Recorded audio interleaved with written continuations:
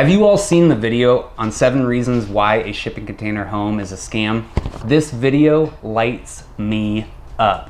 Oh my gosh, let's get real. There's so many reasons why these shipping container homes can actually work and serve as a living dwelling unit. I'm Josh Farley with Far Out Tiny Homes, and I do build shipping container homes and tiny homes, and we're just getting into more permanent shipping container homes and permanent dwellings. So we thought it really necessary to put this video out there to educate people on the reasons why it's not a scam. Now let's get down into it. So before we go into the 7 reasons why a shipping container home does work and is not a scam, I would just first and foremost like to thank Belinda Carr for her video. You've done your research, and my only concern is that, at 2.3 million views in 6 months and so many comments, that's a lot of people that are looking to build their potential home and need to be educated on the fact that these homes can be built efficiently and you can live in them. So if you watch the beginning of the video, it is rather annoying. It just cuts out a bunch of times. It said shipping container this, shipping container that, shipping container this. And she uses words like fascination or glamorizing this movement. And it's not something to be glamorized. It's something to be brought to everyone's attention so they can be made aware that this is something that you can take on. She also deems these shipping container homes as wild, crazy ideas. They're not wild, crazy ideas. People have been converting shipping containers and building small for years now. So let's get into the 7 reasons why shipping container homes are a scam. And through each one, we're going to voice our response, and then we're gonna kind of let our audience decide, what they feel is more appropriate. So reason number 1, and she states the most obvious issue, is size constraints. Listen. If you're living in a single 40-foot, 30-foot, 20-foot unit, you are aware getting into it that you are living in a tiny space. And the whole ideal about the entire thing is that we are doing our functions inside our home. We're actually living outside, so thus saving more space exterior-wise by having a smaller footprint with our home.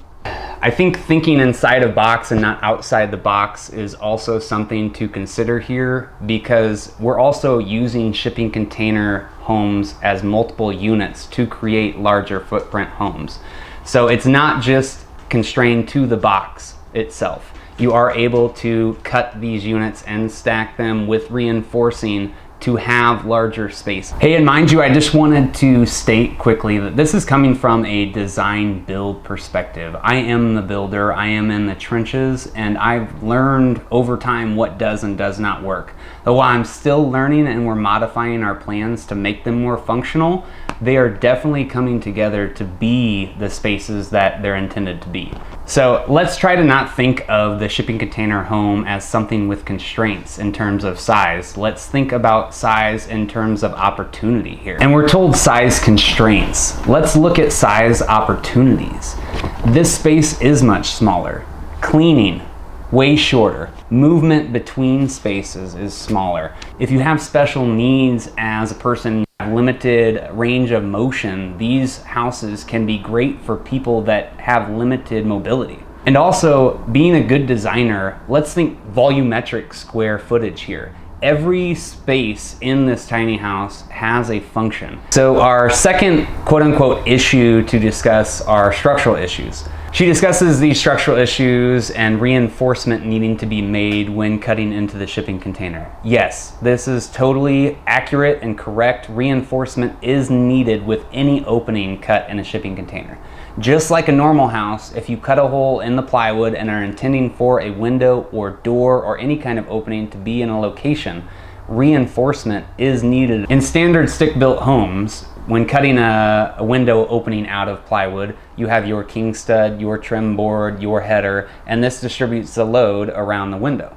Same is true for a shipping container. You cut the hole out of the shipping container, you reinforce it with metal tubing, you install your window, and your framework is inside, sitting there just like a normal home. Reason number 3, I pretty much agree with Belinda across the board. This idea that shipping container homes can be stacked any which way and support cantilevers. Totally incorrect. I see the cantilever happening maybe as a porch overhang or in an area that might be hurricane prone where the house or the home is already on stilts. It might make sense. But once you start taking the containers off of those strength points, yes, you lose all the strength. It doesn't logically make sense to not stack them on their strength axis. And yes, extra reinforcement is required when doing this. That's just what some people want to spend their money on, is really what it is. Hey, don't forget, if you're finding this content useful, hit that like button and subscribe.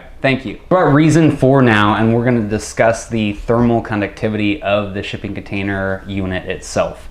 Yes, the shipping containers are made of metal. They do heat up.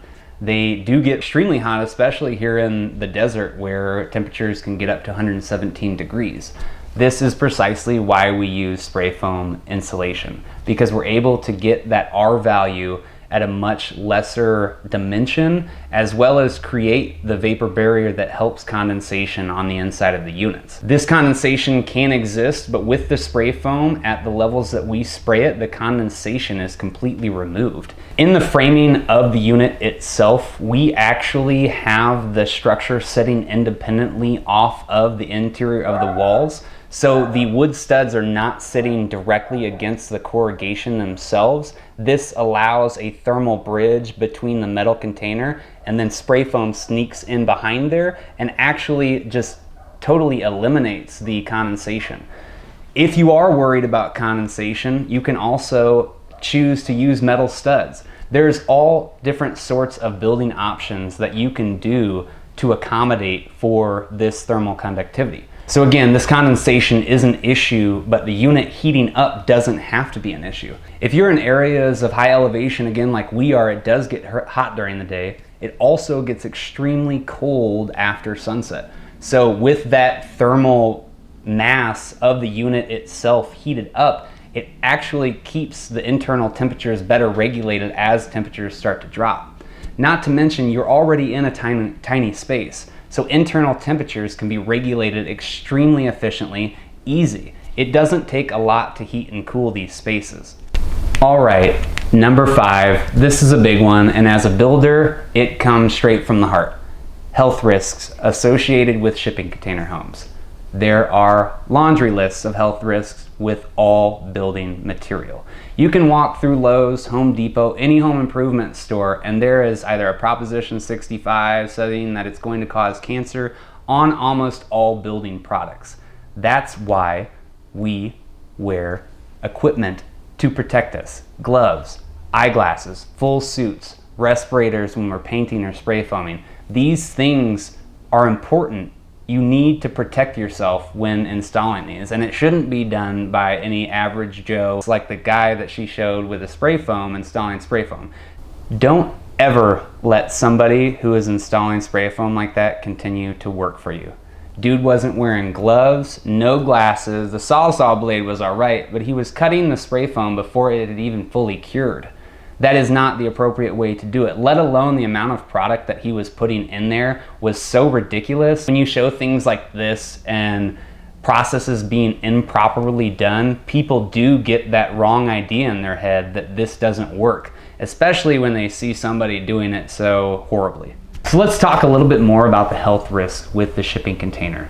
No, you're not necessarily made aware of what was housed in that container, though by law, they are required to put a sticker on the unit if it has transported toxic material. In terms of the plywood as well, yes, it is treated with pesticides in several instances. If you're really concerned about this, then you can remove the plywood and install new plywood. This is one of the reasons we do the epoxy, to seal in any contaminants that might be there. And in terms of spray foam off-gassing, again, there are several eco-friendly versions. Again, they have low VOC paint. That doesn't mean there's not chemicals in them.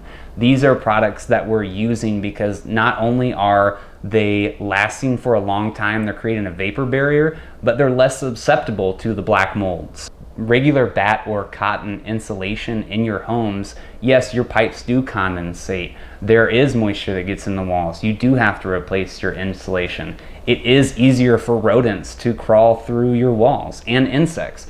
Number 5 is discussing the location of these units and how it is not necessarily the best for all locations. I beg to differ on this cost and added cost and not being appropriate anywhere. We've delivered a 20-foot shipping container from Las Vegas, Nevada to Penn, New York for around $2,300. When you're talking $80,000 to $100,000 project, that transportation is factored into the cost. It needs to be. It's part of your project. It is a shipping container home.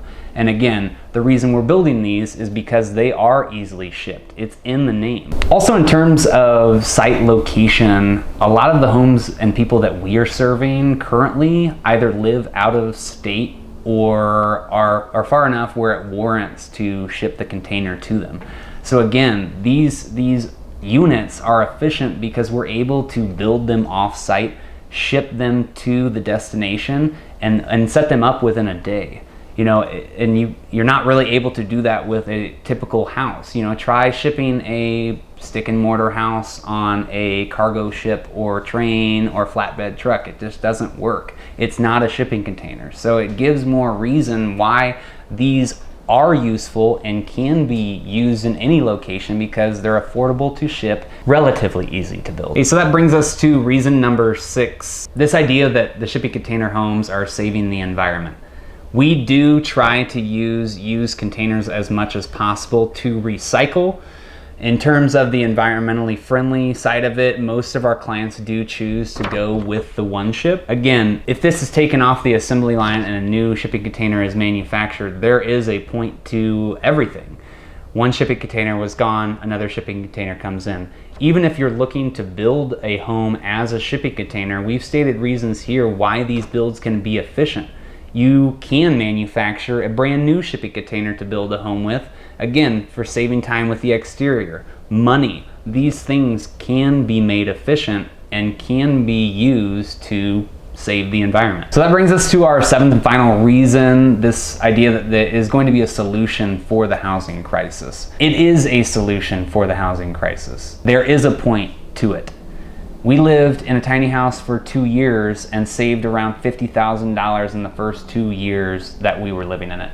So financially, that helped us out a lot. And we wanted to share our story because that could help out a lot of other people. Those 2.3 million viewers that are thinking that a shipping container home won't work for them or it will be too costly. Think again, this is something that you can do and it can solve a crisis.